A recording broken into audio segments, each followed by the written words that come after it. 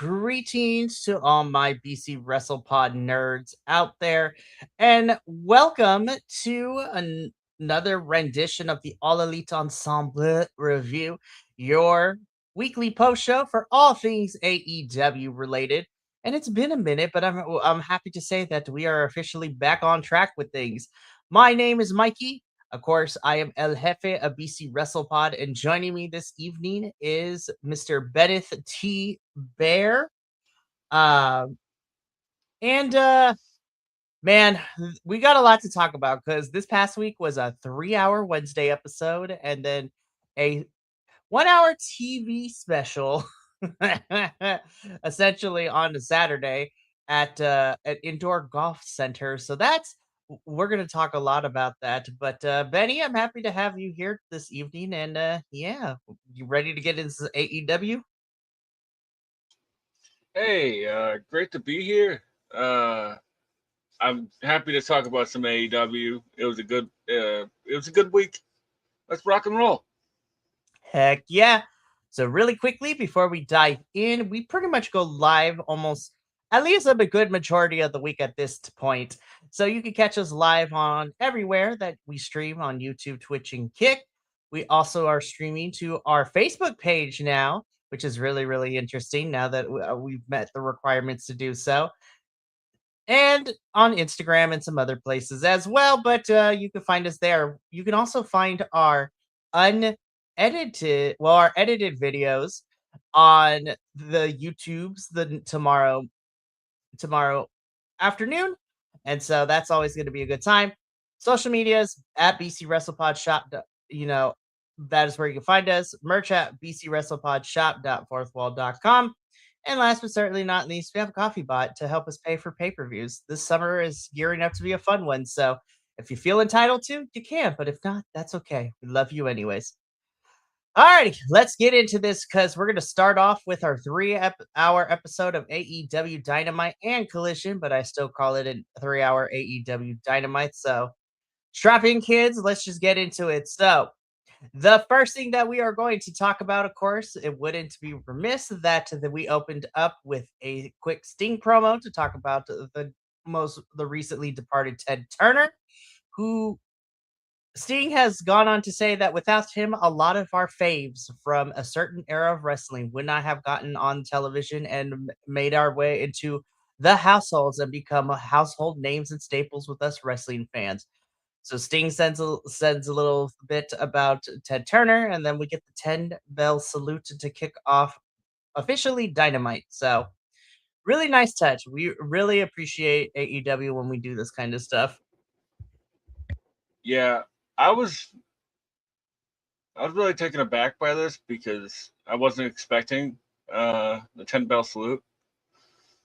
This is really classy by AEW, and it's really nice to see wrestling history acknowledged outside of a certain place that likes to whitewash everything else. Preach. No, but this was really nice of AEW. And again, coming from the Stinger man, like it feels very genuine, especially because Sting was around and was an integral part of that era of wrestling too. So he understands. And this was a really nice 10 bell salute.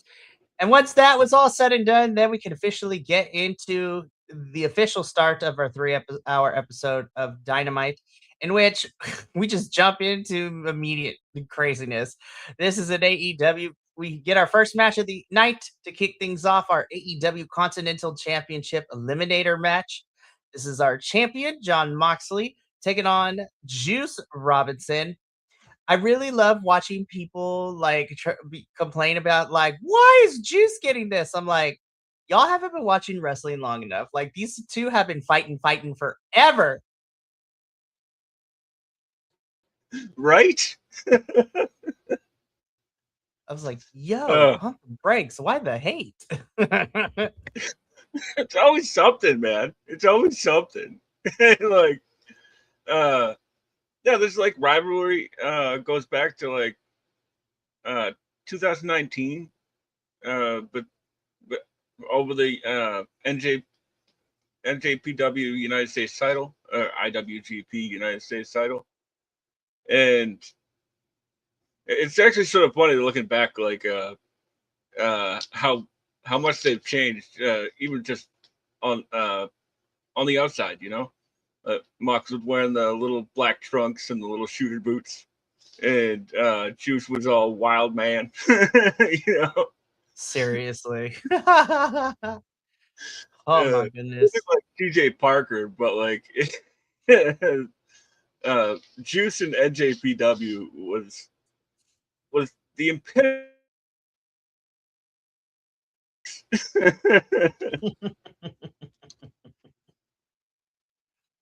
Oh my goodness. This was a fun match in their ever storied rivalry between these two, and I had a good time with this. I'm gonna be saying that a lot because I was like, you know what, AEW, I had fun, and last week was a lot. So thank you for providing me entertainment. So John Moxley does end up winning.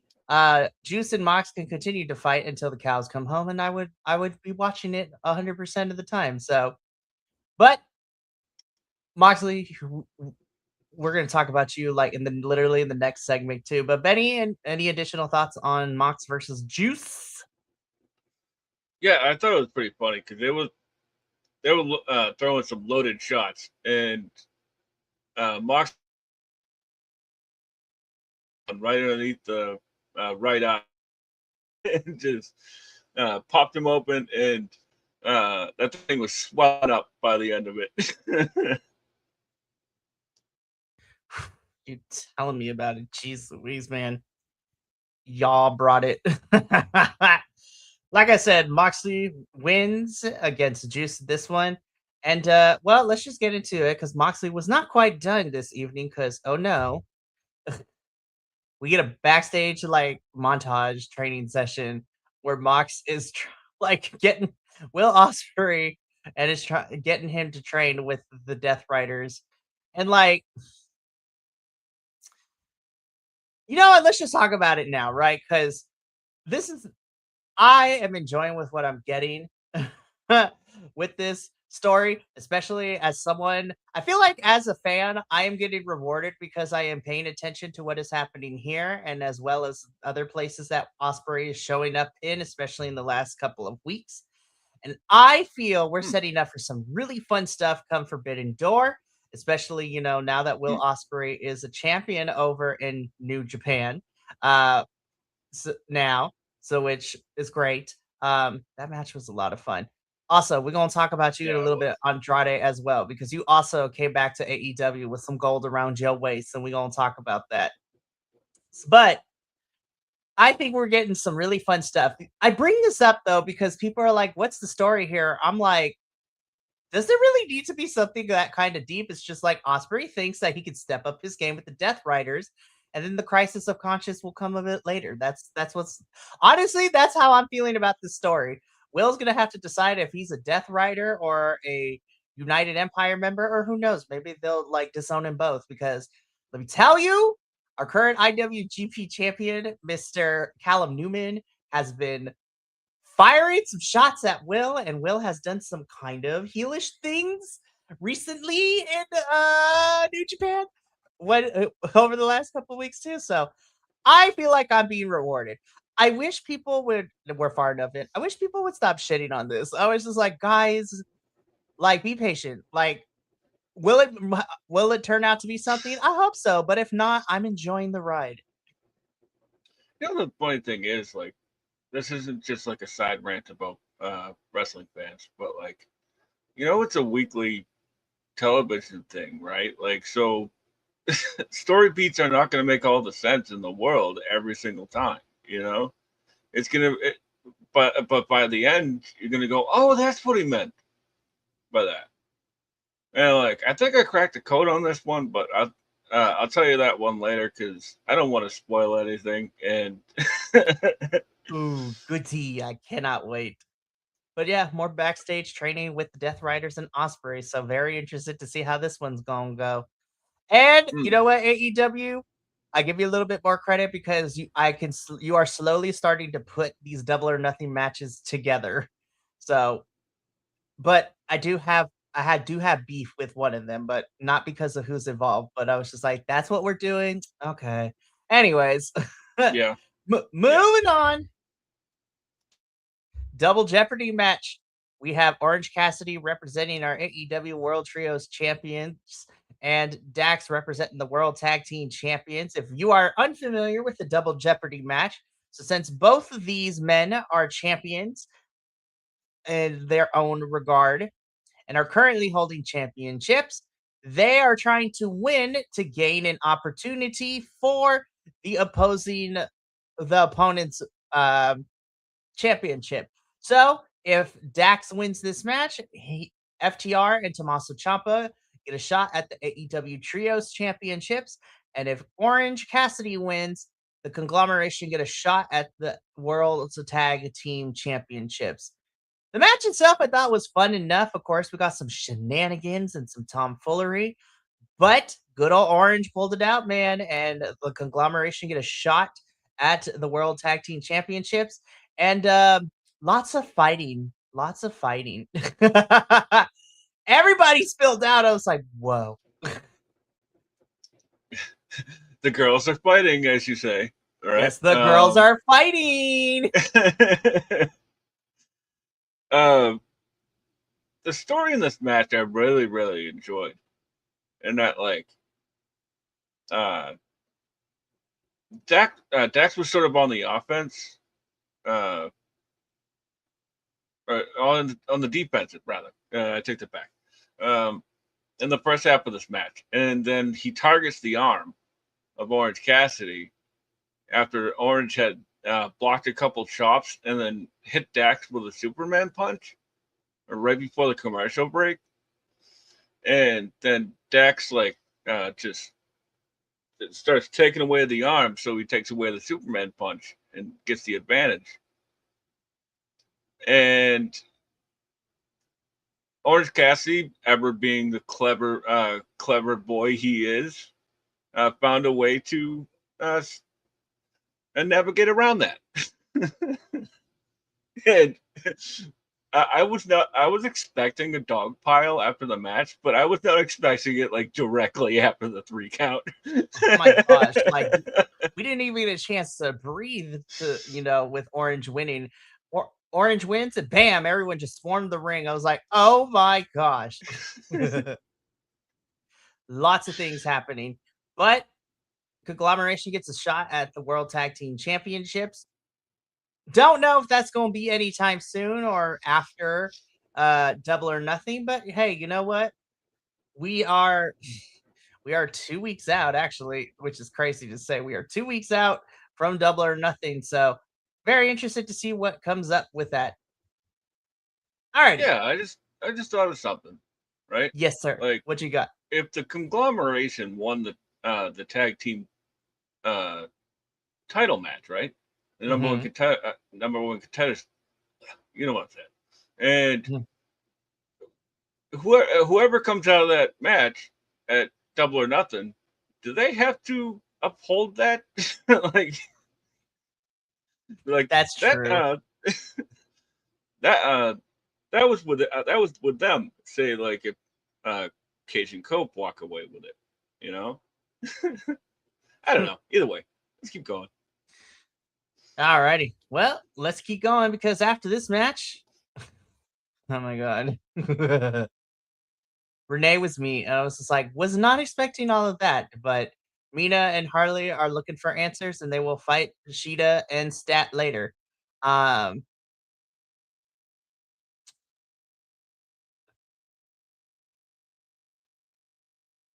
was the thing that happened on my screen this past week. Also, like, I saw a bunch of people like getting upset, like Harley had to defend herself on the internet, and it's like, what did you expect from Mina and Harley? Like, they're like the two most overtly sexual characters on AEW. Guys, Mina and Tony were like quasi lesbians. Like, let's be so for real. Like, Yeah, right. and these two are hypersexualized lesbians. Like, Hey, all the I power to them, you know.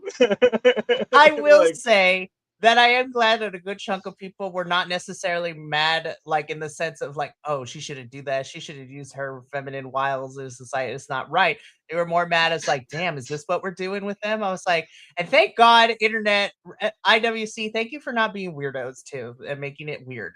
Like, but people were mad, and I was like, I understand this is a different direction, but this is Mina and Harley. When have they done any different? I know, right? Like, they're over the top characters. Like, what did you want? You know, like, you just want like a backstage promo and they just walk off. That would I'm like, suck. it's Mina and Harley. They have to work with what they got, especially that Tony is gone for the for now, and then we're moving people around. So it's just like, you know what? I'm not mad at it. But this was a promo to hype themselves up for their match later in the evening against Hikaru Shida and Chris Statlander. And this was the thing that happened. I was entertained and I loved it. But we carry on with the show because right after this promo, guys, we hear from Jericho. This went on a little bit longer than I thought it should have because of the what is happening, but we are, and we're gonna get into this a little bit later when we get to Fairway to Hell, you know. But it seems that we are going, if I read the situation correctly, are we possibly getting a 7-on-7 stadium stampede match? Because I'm like, good God. Indeed, it sounds what's happening. Uh, Spoiler alert: seems like the Elite is involved. Um, Yep. We're gonna talk about but that I, phone I call. also agree. I was like, why did this take so long to challenge each other? Like, it didn't need to go this long. We we went around the block a couple of times for them to hit the main point. Ricochet still thinks that Jericho shouldn't be here, and so him and Gates of Agony are willing to continue to beat him down. And essentially, this is set, and the Hurt Syndicate come out to save Jericho. And then again, we'll talk about it a little bit more in depth when we get to Fairway to Hell. But yeah, we are slowly building our Stadium Stampede match, which I'm excited to see what kind of shenanigans happens in New York. I'm also interested because it's Stadium Stampede. Can you have Stadium Stampede without blood? Especially the New York Athletics Commission is very stringent on that. So we'll find out. Also, like, I'm really interested to see how they'll get around like all the cinematic stuff. Like, this is going to be the first ever Stadium Stampede that's going to be live, Mhm. so that should be interesting. I'm here for it. It's gonna be fun. It's gonna be car crash. 7-on-7 is crazy. But It's hey, also I'm here for wild it. that like uh, the Elite is on Jericho's team this time. What a 2026 we live in, I swear. AEW 2026 is just continuing to surprise me like every week. And honestly, I'm not mad. It's very interesting. Hmm. Speaking of surprising me, first of all, Brian Keith, I do miss the hat. I'm not gonna lie, but I really dig this look that we going on. Like, yes. Now, do I wish we Yeah, give you more wins? Yes, but yeah. This definitely surprised me because I didn't even know it was on the card. Because of I course, don't think anybody did. Tony was literally like 30 minutes before the show began airing. Tony just dropped everything on like social media, be like, we're gonna have this match and that match. Because going into it, we only had 4 things scheduled. And then we got the rest of the Dynamite Collision 3-hour card. Like as we were getting into the hour, Tony kept just dropping the graphics, and I was like, "Love you, but God damn it, Tony." It's like sometimes I'm like, is he booking from who he brought into town? Like, Hey, you know what? Sometimes I feel like that, but honestly, it's things like that that gives us matches like these because I hmm. really liked this match. I thought it was really solid. Yeah, I'm not complaining about it. I just thought it was funny. Um, Brian Keith is one of my favorites, so I'm never gonna complain about a Brian Keith and Okada match. Brian Keith is like a total Japanese wrestling nerd, so I was really happy for him to get this match. Because like pretty much 90% of his moveset is in Shawa. So Oh, big time. Oh my goodness. But yeah, Brian Keith, we love to see it for you. Okada does retain the international championship. And late afterwards, Okada gets on the mic and he makes his statement clear that he's coming for the AEW World Championship. Beach. I'm like, damn, Darby is about to have these banging matches and he's also gonna die. Now, there's a little bit of a wrench on this because that is the match that is officially made on this episode, but then it gets changed a little bit when we get into our Saturday special, which we'll talk about when we get there. So let's keep this going, though. Really fun match. And the hits keep coming for us because the Ops are not happy with Ospreay choosing to ride with the Death Riders. And Joe's like, I'm going to extend my hand one more time. And if you do not accept it, then we're going to be throwing hands the next time we meet. Which is also a really interesting wrinkle. I'm like, damn, the Ops got beef with Ospreay. Ospreay got beef with everybody, and I'm kind of here for it. yeah, this was interesting. I don't know where it's going, but I'm here for it because it's Joe. So, and I'm happy to see Bowens doing something. Same here. Also, hi Shibata, I love you. Oh yeah, I will never complain about seeing Shibata. Easy on the eyes. Yes, we love you, Shibata bread. Anyways, so we're gonna see because we'll be beefing with everybody, and I'm okay with that. All right, let's get into this one. We got Dina Shirakawa and Harley Cameron versus Hikaru Shida and Chris Statlander. It was a match that happened. And I say that because it was a match that happened. I thought it was good. I had a good time with it. We all knew that Shida and Stat Daddy were going to win, so I was like, poor Mina and Harley. Yeah. This one was never in doubt because you got two former AEW women's world champions, and they seem to be pretty unstoppable right now. 8 minutes ain't it though. 8 minutes ain't it. No, and that's what I'm getting to. I was just like, I was gonna be entertained anyways because I love these four. But 8 minutes ain't it, dog. It's a no. That's a yikes for me, dog, as the kids say. Man, I really like the dynamic between Stat and Shida because they're keeping you guessing about like, what exactly is going on. Because Shida's acting heelish, so is Stat. And Stat seemed remorseful for having to put Harley down at the end. But she was also acting heelish. So it's like, you just keeping the mind going, you know? Everybody's like, these four are like being Oprah. It's just like, I'd be like, you're going to be a heel, and you're going to be a heel, and everybody's going to be a heel. Oh my goodness. I love these four, but Tony Khan, 8 minutes ain't it, dog. Like, literally, you heard me complain on a WrestleMania post show. It's just like, the women's matches there were short enough. And I was just like, we need room. Listen, AEW, you're supposed to be better than that. Give the women more matches and more time. But, whatever. They could go on all night. But, for real. Stay tuned for our special podcast episode. Yeah, right? Which will also be longer than 8 minutes. That part. Be like, facts? Alrighty. Girls, I'm sorry. I wanted better for you, but we got to keep this show moving, though, because we got a lot to talk about. I'm very interested that Swerve and Bandito is now a thing, and I'm not gonna lie. I'm not gonna complain. I'm here for this. Swerve wants to come after Bandito because Bandito is the most wanted man in AEW, which then also prompts Bandito to respond to this, and he's like, I am the most wanted man. Swerve, come fight me.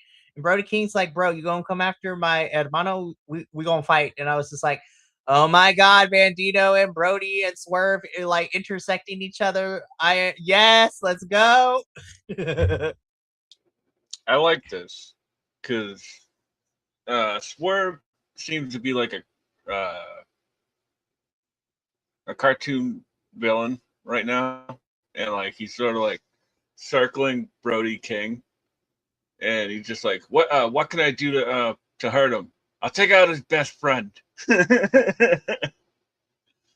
And I also did find it very interesting that they're not putting Swerve in front of the crowd right now.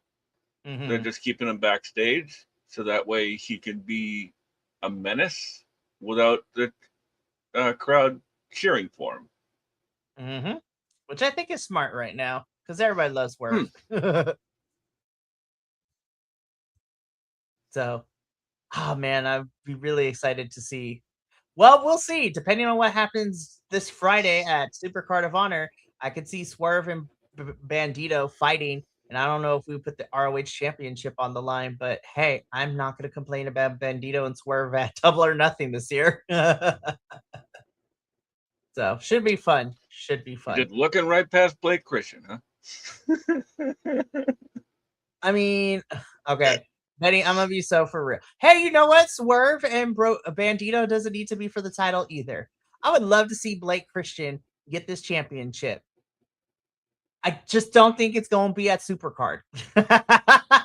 Yeah, Well, me hey, neither. who knows? He's also like not a single star right now. He's in a tag team, so it'd be like a weird time to do it. But No, but and we'll talk about it more. But like the one match that can potentially see somebody new getting this championship is that survival of the fittest match because outside of none of them. Because yes, Trish might be a part of the infantry, but all the women that are in that match are not a part of tag teams and or on their own, with the exception of maybe whether it's going to be Zeta or because with Persephone unfortunately being out of the match, we're gonna see what happens. But that is the match to make the championship change hands, Tony. I'm just saying, but you can hear us talk about Supercard of Honor on Monday. Let's keep this going. Oh my god. This is glorious. 10 I out of love that 10. Kevin Knight like met Darby where he is and just sort of was like, we're gonna do everything. No, this was a really nice. Don't get me wrong. I like watching Darby fight the big, burly, beefy men, right? The men's is. But I also like Darby fighting someone who has a similar style to him in terms of just like speed and just throwing yourself everywhere and flying high. So this was really nice change of pace of Darby and Kevin. And good God, this was such a good, entertaining match. This was a fun main event to cap off the 2-hour mark before we got into the hour of Collision right after. But hot damn, this was such a good championship match. Yeah, that springboard clothesline onto the announce desk, and he came up limping, which it didn't connect for me right away. Um, because like it was supposed to be like playing off the injury that he had last week, which I Mm-hmm. liked. That's simple storytelling, you know. I didn't get that at first, but I picked it up. you know, like, um, that uh, that coast to coast that he does, whew, man, nobody does it better. Agreed. Nobody does it better. Oh my goodness. Ooh, sorry. This Am I was such. boring you? I'm so tired. You're not boring I me, know. friend. Oh my goodness. But this was a really fun main event for the Dynamite portion of the 3-hour show. But we would get some stuff afterwards, though, too, because Max still wants to get his championship back and he still wants to fight Darby for it. And Darby says, you know what? I've asked you to put something, on the line. Let's put some stakes into that. And Darby's just like, I thought about this. And we both know that the thing that you know, is the most prized possession to you right now, because you fly halfway across the world for it, is your hair plugs. So essentially, Darby says that next week there will be a contract signing. If MJF wants this title match, he has to sign the contract, and then is hair versus champ, like hair versus title match. So I'm like, interesting stipulation.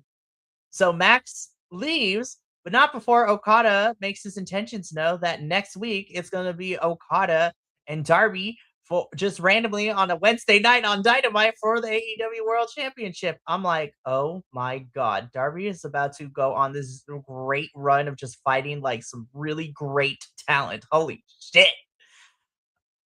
So yeah, interested about what interested about the hair versus title for MJF and Darbs. Not gonna lie, gonna be interesting to see what happens on Wednesday tomorrow night. Yeah, I'm here for it. Because Max traveled all the way to Turkey for it, and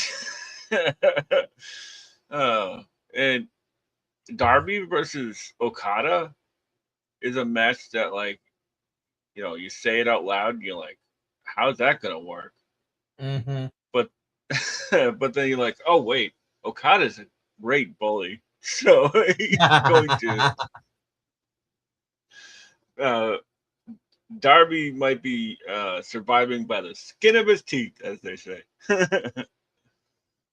Yeah, Darbs is gonna have his work cut out for him. He's still gonna have his work cut out for him, but we'll get into that once we get to Fairway to Hell. But this was a really fun way to get into that 2-hour Dynamite mark. Now let's get into the remaining hour of this long Wednesday episode, because after this little segment, oh my God, run it back and then some. Yeah. Can we put a title on AR Fox now? Like, I feel like he's paid his dues and his penance enough. And you know what, though? With him and Nick Wayne and this ROH TV champion, I'm like, put it on AR Fox. Like, I'm okay. I love you, Nicholas. I really do. But let's put the title on AR Fox, y'all. I'm just saying. Yeah, I agree. This match was really fun. Like, these guys match each other's freak, so I was here for it all. Like, once I saw the graphic, because, like, once again, this was another match where I was like, okay, like, what? Random, but I was like, I'm not gonna complain. I was like, I'm here for it because I know this match is about to book. Yeah, absolutely, yes. Oh man, Fox is great, man. Like, it never a bad outing, you know. Speedball, huh? Speedball and Jet is there's sort of a slow burn that they're doing with them, and personally, I wouldn't mind if it wasn't Kevin Knight who turned. No, I would be okay with that, honestly. I think Kevin has the Mm. propensity to be a better heel. Not to say that Speedball can't, but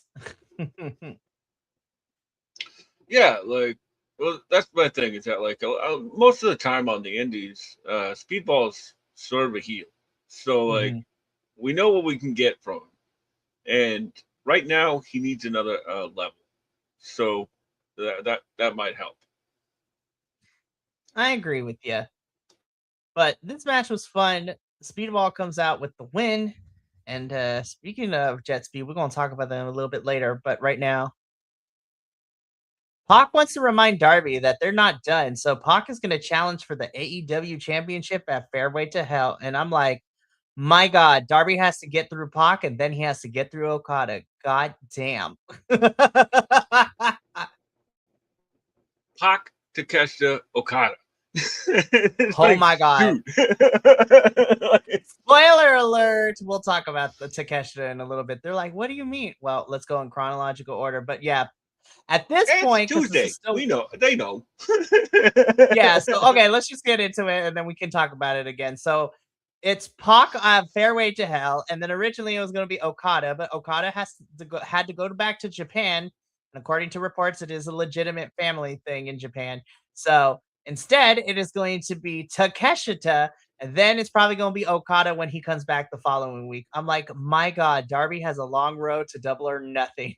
And who knows what else they're going to do to Darbs. It actually sort of works better for me personally because we've seen a lot of Okada lately, and we have not seen a lot of Takeshita. No, because Takeshita have been a busy boy over in New Japan. Yeah, like Takeshita, in AEW, just showing up and pointing at people. Like that's it's all he's doing, you know. Love you, Take, but like no. Be like, we get to see you fight Darbs, and that match is gonna be fun. But yeah, Pac is ready to get that championship for Darbs, and I'm like, oh my God, he's gonna die, and he almost did. Came pretty close. Came pretty close. Anyways, let's keep going because girl, Scott, this picture though, be like, I love this.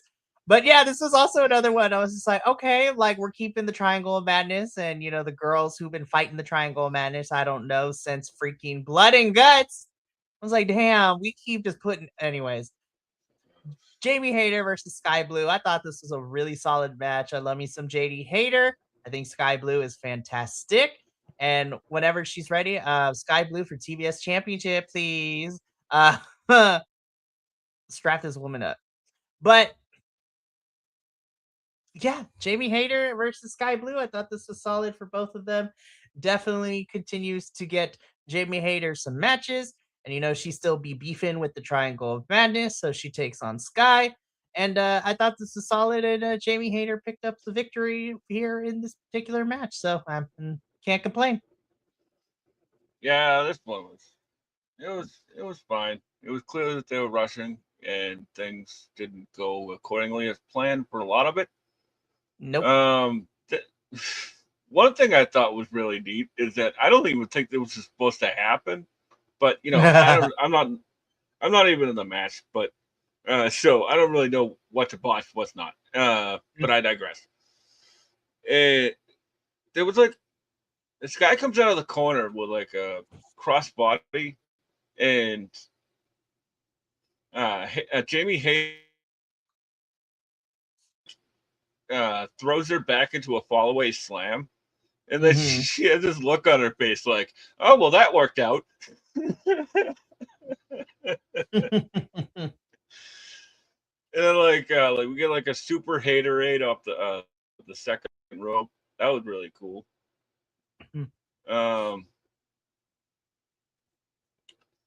And then more gesturing from the crowd.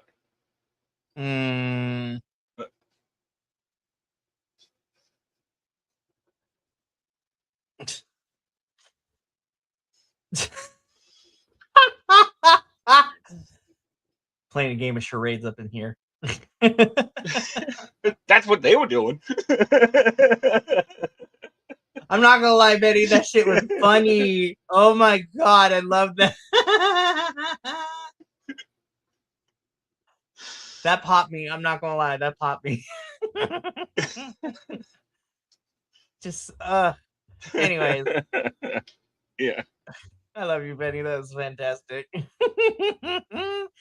But Jamie wins. We're continuing, you know, to keep the Triangle of Madness girls fighting some of the AEW girls, and yeah. So moving on. Roosh defeats Manny Lowe and beats him to a pulp. You mess with. Yeah. I love this. I love it. But Tony, I think I'm ready to see the next step in this Roosh takeover plan. Like, what's next? Where's Mortos? Where's the Realistico? Where's Sammy? That's what I need to know. I'm like, where the hell is the rest of LFI? And currently, where the hell is our ROH tag team champs? Like, that's what I'm saying. Like, Sammy and Morto still have the belts. There's like a whole division down there just fighting each other over nothing. Not even a number one contenders match. Like, the What is happening around here right now, man? I What don't is know, happening? but I'm ready to see the next step for Roosh because I'm like, I think I've seen enough squash matches. Let's give him a proper feud because I feel like Roosh deserves it. He is over with the crowd.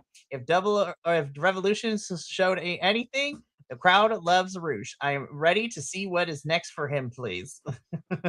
Yes, I love So Roosh, please. and there was a really good video package on earlier in the night on Dynamite that included some of the ROH footage from his run as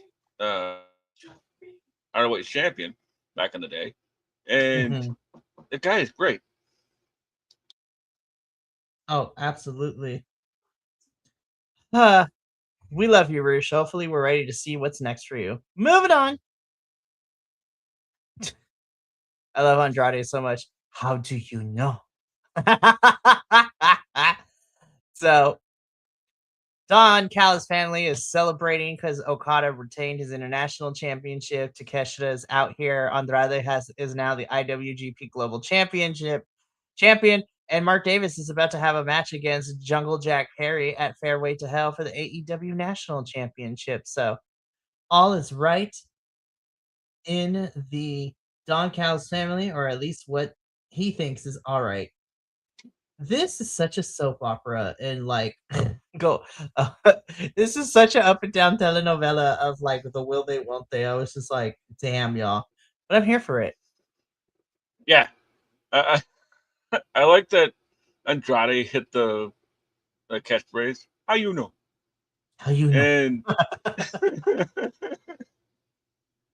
uh, yeah, I love it that like he's got like this stable of like a bunch of top guys from around the world. I like it. I mean, it's not anything we haven't had, but like I like the bitching and moaning in between the top guys. You know. For real. We love to see it. We truly do.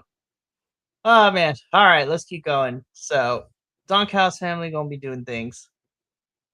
I did put this in here because it was. I'm very interested though that Thunder is also coming after the Triangle of Madness. Still, I was just like, love to see you, girl. Missed you.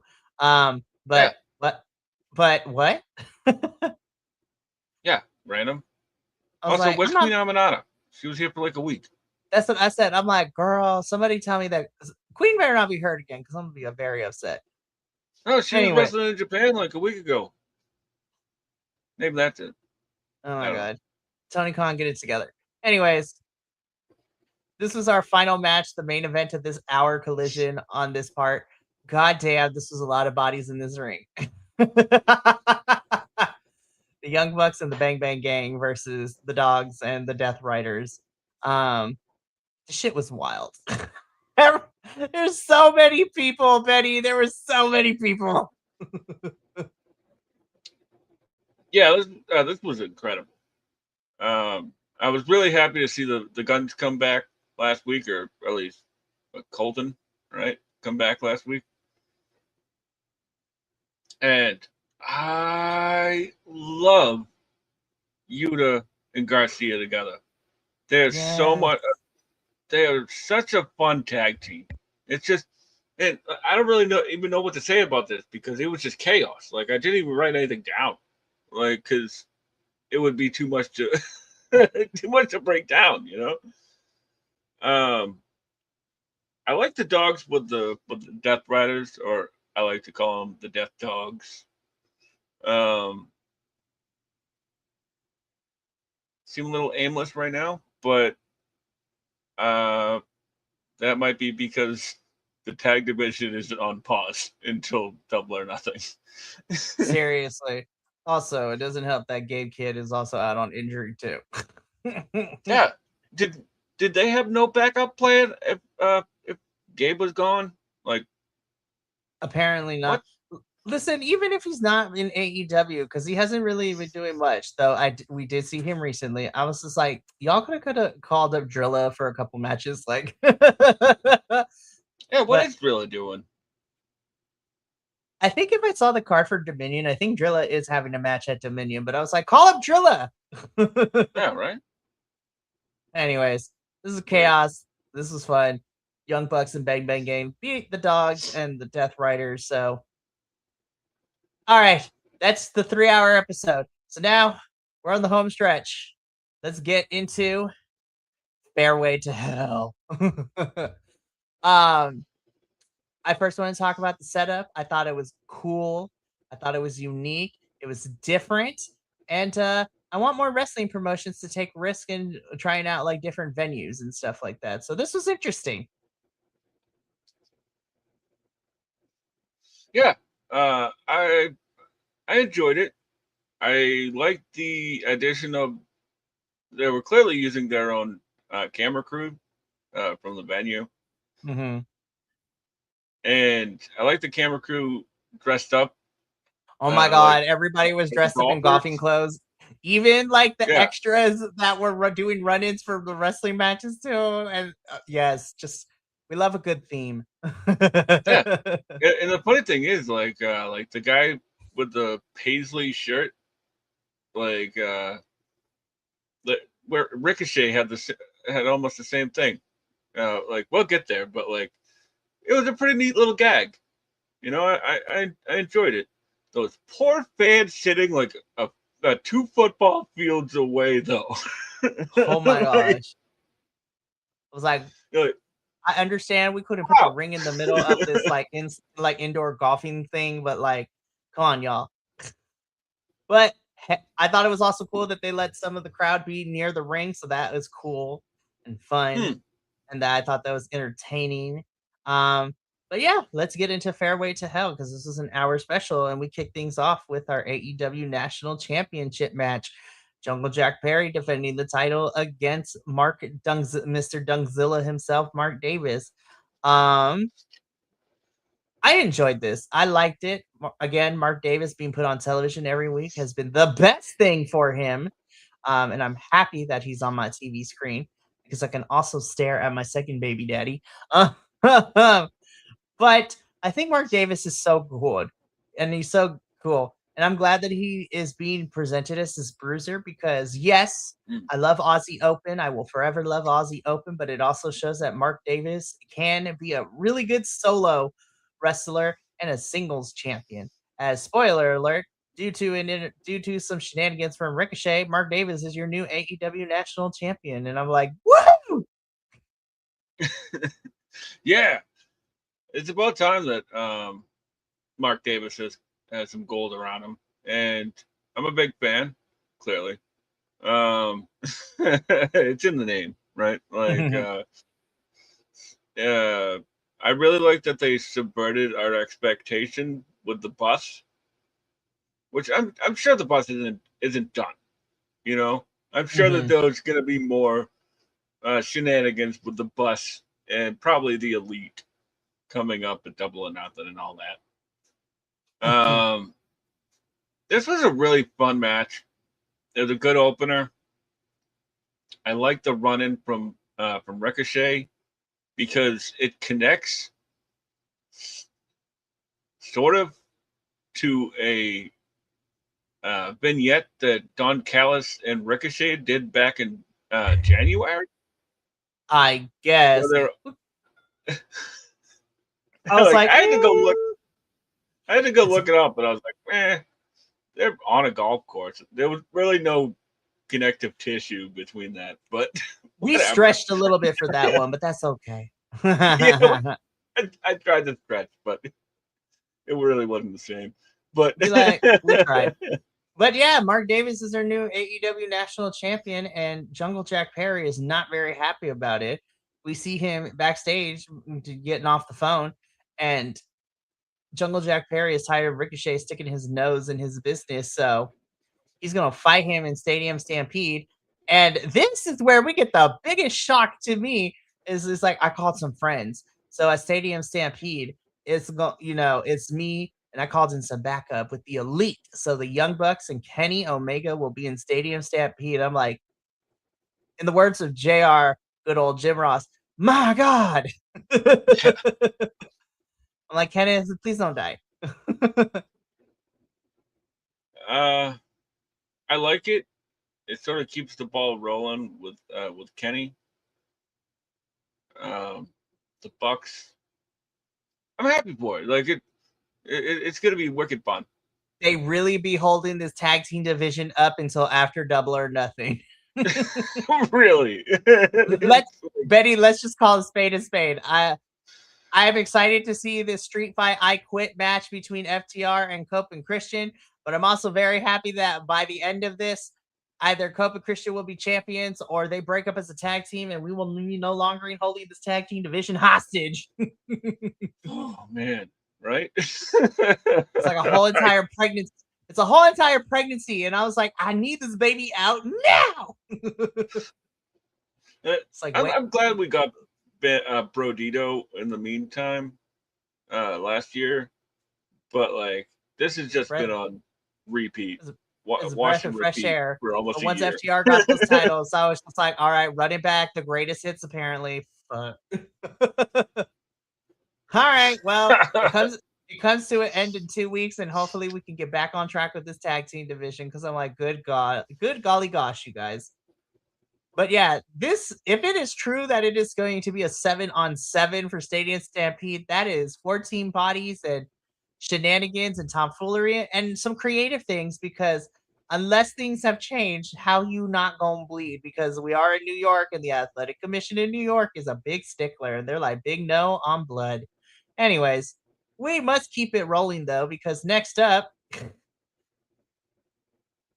this is where we kind of try to put the connective tissue. Although I also love that Renee is dressed up in golf gear as well. It's really fantastic stuff.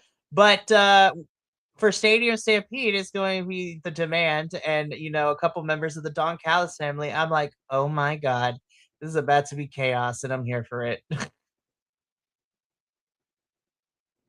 Yeah, I like that they left it on sort of a cliffhanger. Where they're like, yeah, we'll go talk and figure out who's the other one.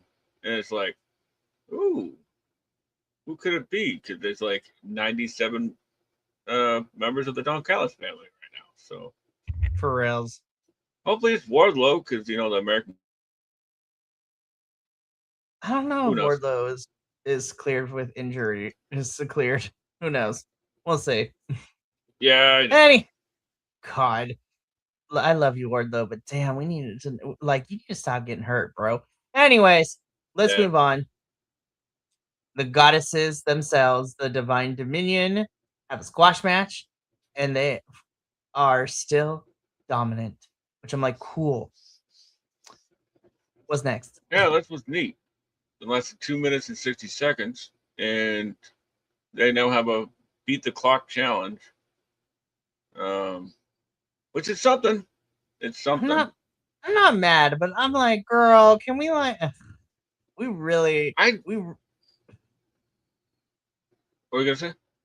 I was just like, I don't mind it, but all right. That's not what I would prefer, I guess is the best way of putting it. Yeah, me neither, to be honest with you. And I like both of them. I like the idea of them, but where did the tag division go? And, seriously. Man, you know that Satnam Singh and the Divine Dominion have the same finisher? That's a problem. That's a problem for me. That makes me very sad. Anyways, this is also a minor nitpick. I was like, now that I look at these tag team title bouts, I'm like, Tony Khan, you couldn't have spruced it up because they look way too similar to the men's tag team championships. Yeah. I was like, ew. Anyways, I love Divine Dominion. I want more for them. Yeah, me too. Yeah.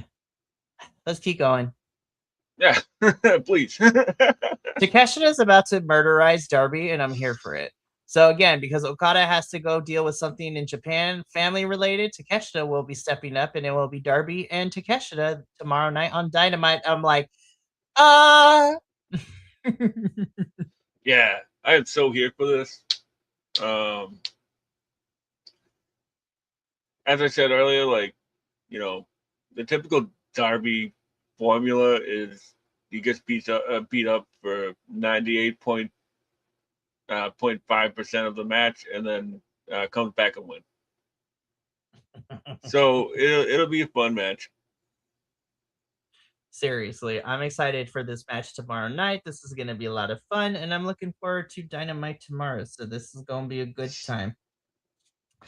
Alrighty.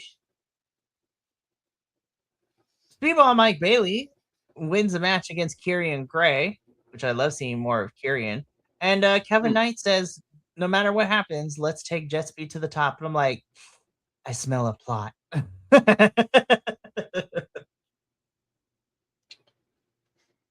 Yeah. As I said earlier, it's going to be a slow burn.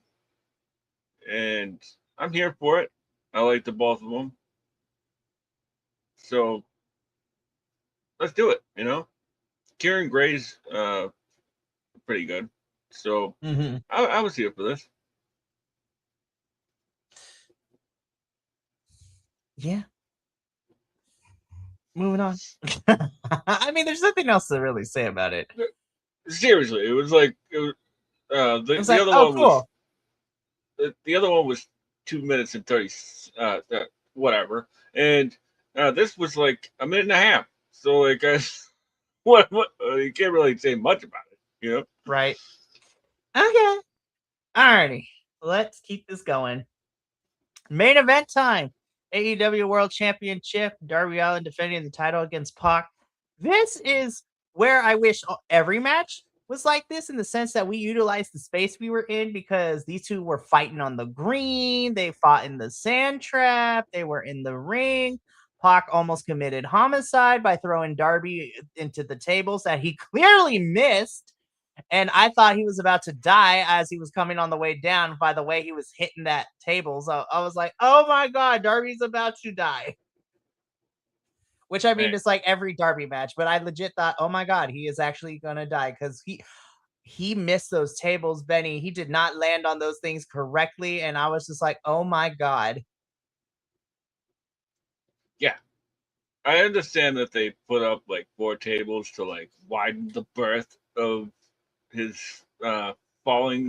He missed. But like, oh my God.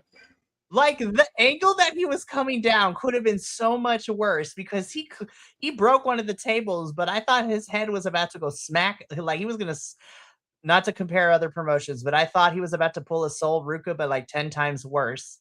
If anybody has seen Sol Ruka, is like the way that she did not get through both of those tables, and the back of her head smacked one of the tables as she broke through another one after Zarya threw her off of the top of the bird's nest in the performance center. I was like, Darby is either going to get stitches or he about to be in concussion protocol, and I am not liking either odds. But Darby, it seems to be okay. He finishes the match, and he is still our AEW World Champion. But yeah, that spot was insane. I thought Darby was going to die, like literally. Yeah. And I just want to gush about Pac for a second, because, oh man.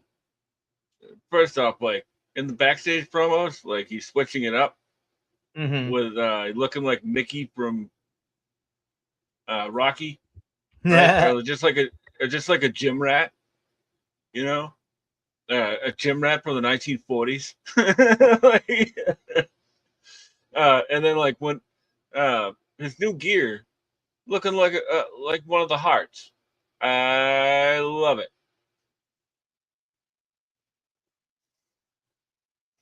And not like go ahead. Not like the Bret Hart stuff that we know of, like 1985 Bret Hart, Oh my goodness. But yeah, Darbs is still our champion, and he has Takeshita tomorrow night. And I'm pretty sure he and Okada are going to square up like on the Go Home Dynamite before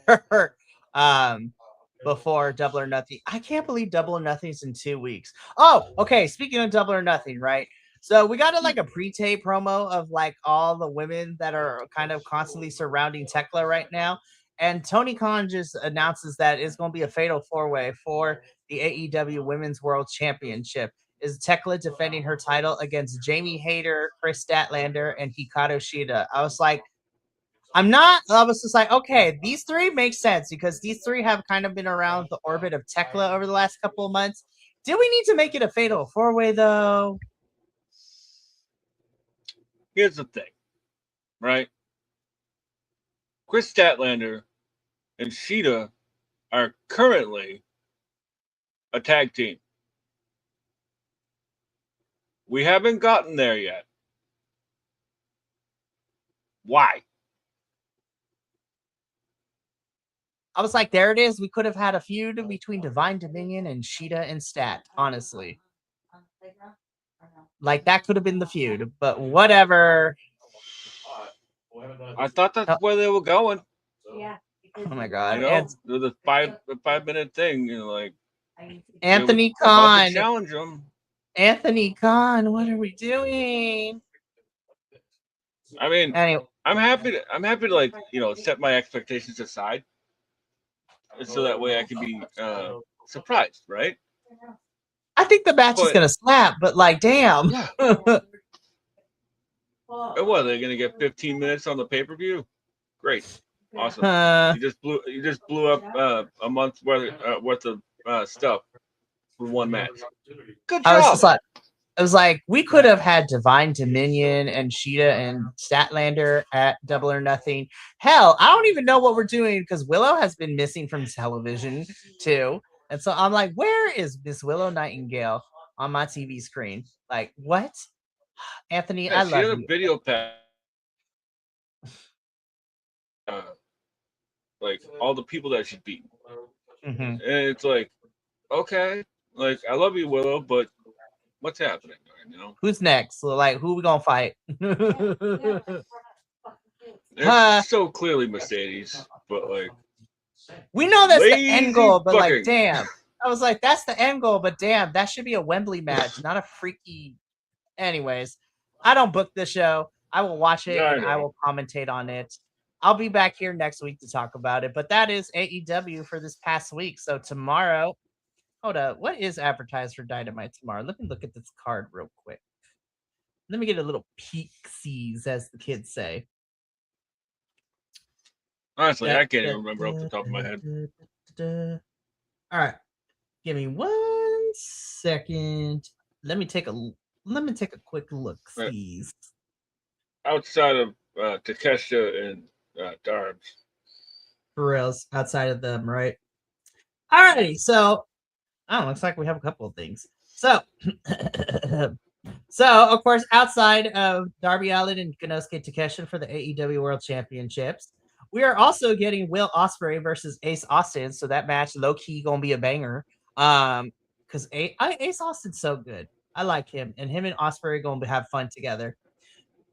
We're getting another 10-man tag, and bitch, this thing is stacked. This is Cajun Cope, the Young Bucks, and Orange Cassidy versus FTR, the Dogs, and Tommaso Ciampa. I'm like, good God. That's a lot of bodies in this ring. We're also going to hear from MJF. And finally, Antonio Khan has answered my prayers. We are getting the men's and women's brackets for the Owen Hart tomorrow night, too. I'm like, thank God. I was wondering if we were going to get the Owen Hart soon. Yeah, I think that's what all this Roosh stuff has been about. Oh my God, please let Roosh at least make it to the semis or even go to the finals. Like, actually, fuck it. Let have Roosh win. Yes. I do need to see who else is in the bracket, though, because then my confliction should begin. Yeah. Yeah, like, I saw somebody today just like, who do you think is going to win? It's like, I ain't saying nothing until I see the brackets. I need to see the brackets, and I'm hoping that the way that we do these matches, Tony Khan, is better than last year, because we would have matches and then we went like 4 weeks without no matches. I think that's why he probably waited till the middle of May this year to announce the brackets. So tomorrow night we'll see who's in the Owen Hart, and if the stipulation is still going to be the same like last year, where the winner gets a match at Wembley this year. So we'll see what happens. Anyways, indeed, that is it for us here at All Elite Ensemble. Well, thank you for tuning in to our AEW post show. Uh, this is a bit of a shorter week, so tomorrow night is we will be wrapping up this week. Super busy on my side of things and very short week in terms of streams. Tomorrow night is NXT and CMLL respectively at 5:30 p.m. Pacific and 8 p.m. Pacific Standard Time. But next week is going to be a jam-packed schedule because on Monday, usually we review Ring of Honor on Saturdays, but I want to give us time to watch the pay-per-view and not like watch it like 24 hours before we're supposed to go on. So next Monday, the Benny and I will be here to talk about Supercard of Honor and to see what how goes down with all of that. We have AEW next week, NXT, CMLL, TNA, and some other stuff. And we are 2 weeks out from Double or Nothing, so these matches are slowly coming together. So we're going to see what the final card, Double or Nothing, looks like. But from all of us here at BC WrestlePod to you at home, remember, take care of yourself, love one another, stay iconic, and more importantly than anything, you always deserve to finish your story. I'll see you tomorrow for NXT and CMLL, but until then, sayonara, adios, and until next time, peace.